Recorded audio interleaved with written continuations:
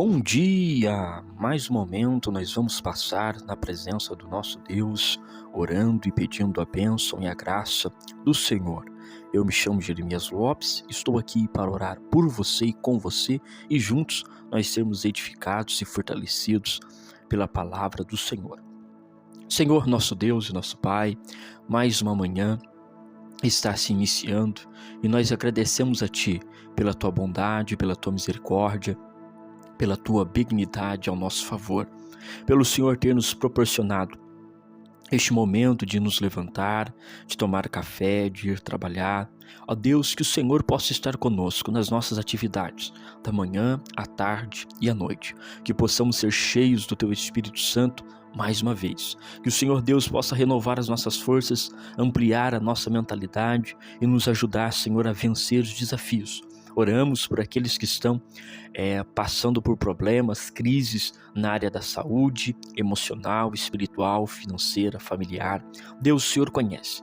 Cada um dos teus filhos tem travado guerras distintas e que o Senhor possa ajudá-los nesse momento, renová-los, fortalecê-los e guiá-los, ó Pai.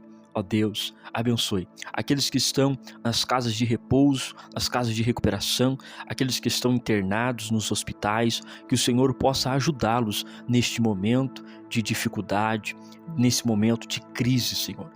Meu Pai, oramos pelos presidiários, apresentamos a Ti os caminhoneiros, apresentamos aqueles que vão trabalhar nas rodovias, no campo, na cidade. Meu Deus, em nome de Jesus, cuida dos Teus filhos e neste momento, Pai, fale conosco mais uma vez através da Sua palavra. Amém e graças a Deus. Evangelho de Mateus, capítulo de número 8, versículo de número 28 a seguir. Diz o texto sagrado: E tendo chegado à outra margem, a província dos Gadarenos, saíram-lhe ao encontro 2 endemoniados, vindo dos sepulcros, tão ferozes que eram que ninguém podia passar por aquele caminho. E eis que chamaram, dizendo: Que temos nós contigo, Jesus, Filho de Deus? Viste aqui atormentar-nos antes do tempo? E andava pastando diante deles uma manada de muitos porcos. E os demoniados rogaram-lhe, dizendo: Se nos expulsas, permite-nos que entremos naquela manada de porcos. E ele lhe disse: Ide. E saindo eles, se introduziram na manada dos porcos, e eis que toda aquela manada de porcos se precipitou no mar para um despenhadeiro e morreram nas águas. Os porqueiros fugiram e, chegando à cidade, divulgaram tudo o que aconteceu aos endemoniados. E eis que toda aquela cidade saiu ao encontro de Jesus e, vendo, rogaram-lhe que se retirasse do seu território. Estamos observando os milagres de Jesus. Cada milagre tem a sua peculiaridade, cada milagre tem uma conotação, e o evangelista Mateus, ele vai descrever agora um milagre que mostra o aspecto da rejeição de Jesus. Desde o primeiro milagre que nós estamos observando, nós estamos vendo que é a aceitação. O evangelista Mateus, ele iniciou falando do milagre do leproso, centurião de Cafarnaum, a sogra de Pedro, a tempestade que Jesus acalmou, tudo isso aceitação, tudo isso comprovando que as pessoas queriam ver mais, desejavam estar mais perto, elogiavam Jesus, mas agora o evangelista Mateus vai começar a falar acerca da rejeição de Jesus Cristo, a sociedade rejeitando, desprezando e não querendo a ação de Jesus Cristo na vida. Esse texto, alguns estudiosos vão dizer que ele é distinto do texto do Evangelho de Marcos, capítulo 5, e de Lucas, capítulo 8. Alguns historiadores, eles vão dizer que esse fato aqui é em outro momento, porque os evangelistas Marcos e Lucas, eles descrevem apenas um endemoniado, enquanto Mateus, ele descreve 2 endemoniados. Mas a história é muito similar, e isso então dá uma abertura para uma outra interpretação, que são colocados na mesma categoria dos fatos que aconteceram em Marcos capítulo 5 e Lucas capítulo 8. Isso então diverge um pouco da interpretação. Alguns afirmam ser uma outra história e outros afirmam ser a mesma história. Isso é de cunho só de curiosidade. Nós vamos observar apenas o texto no que ele é. Não vamos aqui analisá-lo para ver se tem como comprovar se ele é um paralelo ou ele é uma soma de fatos. Nós vamos observar só o texto, tá bom? O que o texto ele passa, né, na sua mensagem, ele mostra que o Senhor Jesus, ele chegou ali na região de Gadara, e 2 homens que estavam com demônios, eles se apresentam a Jesus. Onde eles estavam vivendo? Eles estavam vivendo nos sepulcros, nos lugares abandonados da sociedade, e eles eram ferozes. Eles eram ferozes, tão ferozes que ninguém podia passar por aquele caminho. Ou seja, eles eram violentos. Eles agiam de forma até a machucar as pessoas. No versículo 29, nós vemos que os endemoniados falam, que é a ação do demônio falando, que temos nós contigo, Jesus, Filho de Deus. Veja que os demônios, eles tinham ali um conhecimento acerca de Jesus Cristo já. Então Jesus Cristo, ele não estava encoberto. Jesus Cristo, ele não estava andando na face desta terra como uma pessoa que estava fazendo as coisas sem querer que ninguém descobrisse. Não. Tanto o mundo físico sabia quem era Jesus, quanto o mundo espiritual. O inimigo sabia que Jesus era Jesus. Veja que ele diz, Jesus, Filho de Deus. Os discípulos vão falar isso muito mais lá na frente, depois deles terem inúmeras experiências com o Senhor Jesus. Mas aqui os demônios já estão falando, o que temos nós contigo, Jesus, Filho de Deus. Ou seja, o mundo espiritual já sabia quem era Jesus, o que ele estava fazendo e o que ele veio realizar. Por isso que eles dizem assim, vieste aqui atormentar-nos antes do tempo. Veja que os demônios ali, essa legião que estava nesses homens, eles já entendiam que Jesus, ele era Filho de Deus e que ele tinha autoridade sobre eles a tal ponto de colocar eles em tormento. Então, o texto é claro e evidencia para nós o comando, a autoridade de Jesus Cristo. Jesus Cristo tem toda a autoridade no céu, na terra e debaixo da terra. Ou seja, Jesus tem autoridade no nível céu, entre os anjos. Jesus tem autoridade na terra, no nível da humanidade. Ele manda em toda a humanidade, porque a humanidade é a criação dele. E tudo que existe, mar, animais, terra, céu, tudo que existe nessa terra se submete a ele, porque ele é tudo. E também debaixo da terra, que faz a alusão aí ao mundo das trevas, que os inimigos, eles sabem quem é Jesus, e com Jesus não tem negociação. Ele é superior, ele é maior. Por isso que em toda a história dos evangelhos e nos milagres, nós vamos ver esta conotação no ministério de Jesus, ele expulsando o inimigo, mandando o inimigo embora da vida das pessoas, e mais do que isso, ele dá a autoridade para os seus discípulos fazerem o mesmo. E até hoje os seguidores de Jesus Cristo podem utilizar o nome dele para expulsar, porque o Senhor Jesus tem a autoridade plena, completa nesta ação Veja então que interessante isso. E então, no versículo 30 e a seguir, eles vão olhar para uma manada de porcos e eles pedem a permissão para que entrassem na manada de porcos. E Jesus os expulsa e eles entram naquela manada de porcos. E os porcos, eles saem correndo para um despenhadeiro, para um penhasco, e eles caem ali e eles morrem nas águas. E as pessoas que eram tomadores de conta ali daqueles porcos fugiram e, chegando à cidade, divulgaram tudo o que aconteceu a esses dois endemoniados. E a questão que o evangelista Mateus vai marcar então é que, ao saber aquilo do que aconteceu, eles foram até Jesus, não para agradecer, nem para incentivar, nem para aplaudir. Eles foram até Jesus e pediu para que ele se retirasse do território.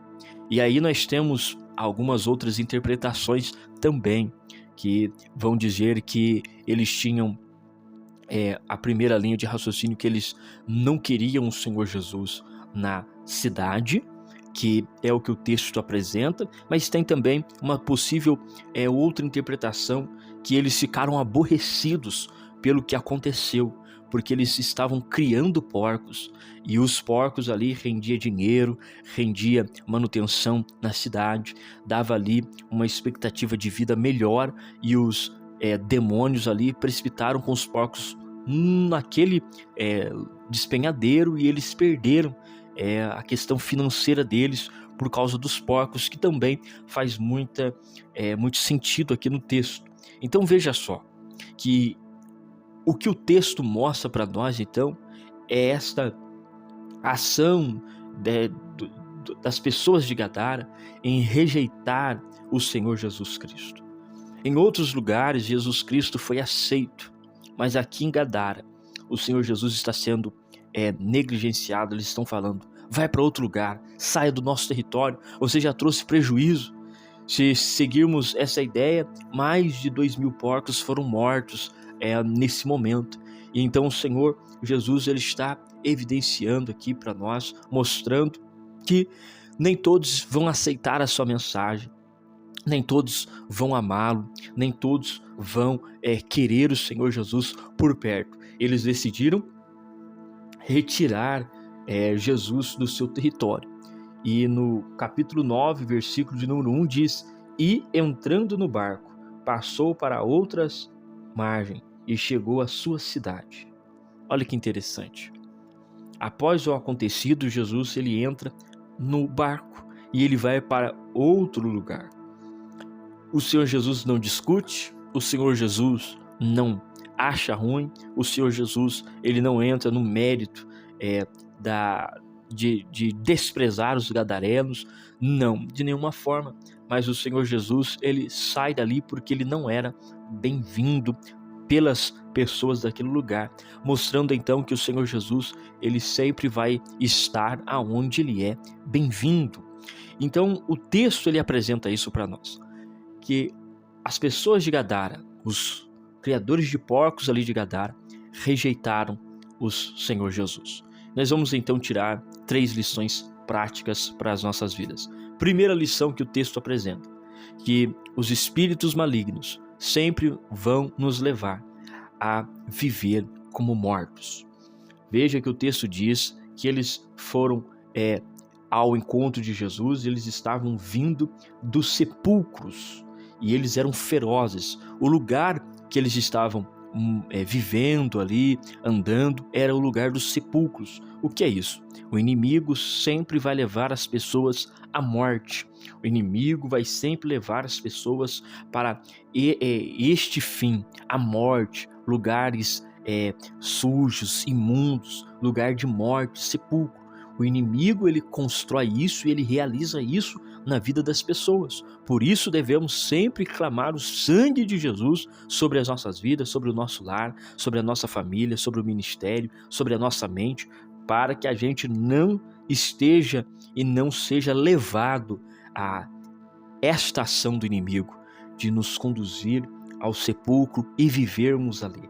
e veja que eles ficaram transtornados, eles ficaram violentos, eles ficaram nervosos, eles ficaram bravos, irritados, e eles viviam ali no sepulcro. Então a primeira lição que o texto apresenta para nós de forma prática é essa, que o inimigo sempre vai nos levar à morte, ok? Enquanto o inimigo leva à morte, o Senhor Jesus leva a libertação.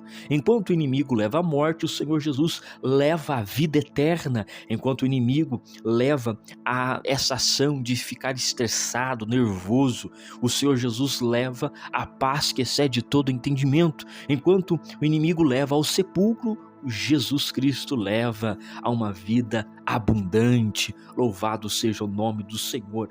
A segunda lição que nós temos aqui é que o Senhor Jesus é misericordioso. E o Senhor Jesus Cristo, ele liberta as pessoas da escravidão espiritual.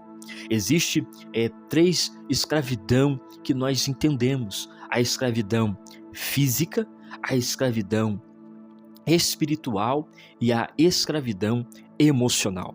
A escravidão física é aquela em que se força alguém ao trabalho.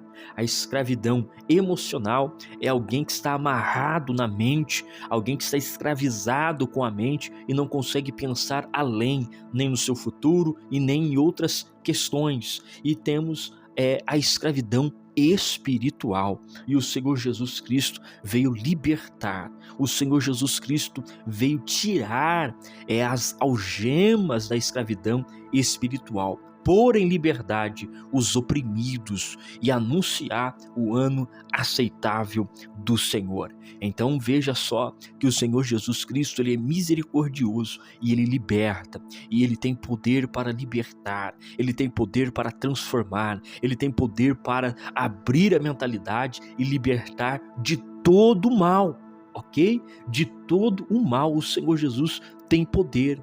Se você está se sentindo de forma espiritual oprimida, escravizada, tendo sensações estranhas, vendo coisas esquisitas, clame o sangue de Jesus, porque o Senhor Jesus pode libertar e tirar estas algemas do inimigo.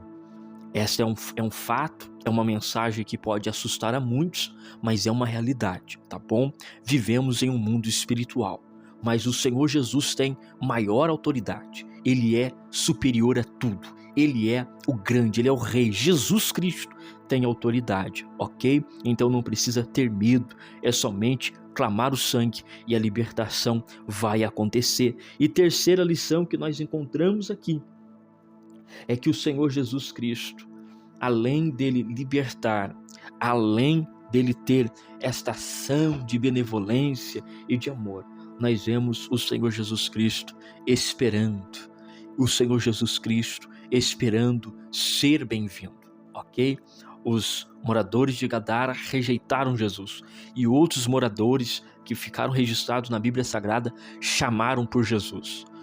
Como diz a passagem lá do Evangelho de João, capítulo 4, que é o da mulher samaritana, que pediu para o Senhor Jesus ficar ali alguns dias, ele ficou. Então veja que ao contrário, enquanto alguns queriam o afastamento de Jesus, outros queriam ouvi-lo, e o Senhor Jesus Cristo, ele respeita isso. Então, nesta manhã, vamos pedir para o Senhor Jesus continuar operando. Se o Senhor Jesus entrou no nosso território, na nossa vida, na nossa casa, se ele entrou no nosso ambiente, ele deve permanecer, porque onde ele está, acontece mudanças e transformações. Senhor, nosso Deus e nosso Pai, agradecemos a Ti pela Tua bondade e por esta palavra, que o Senhor possa nos dar um dia abençoado, renovando as forças. Ó Senhor Deus, cura, liberta, transforma, aviva. Nós somos dependentes de Ti. Seja conosco em todas as nossas atividades. Nós oramos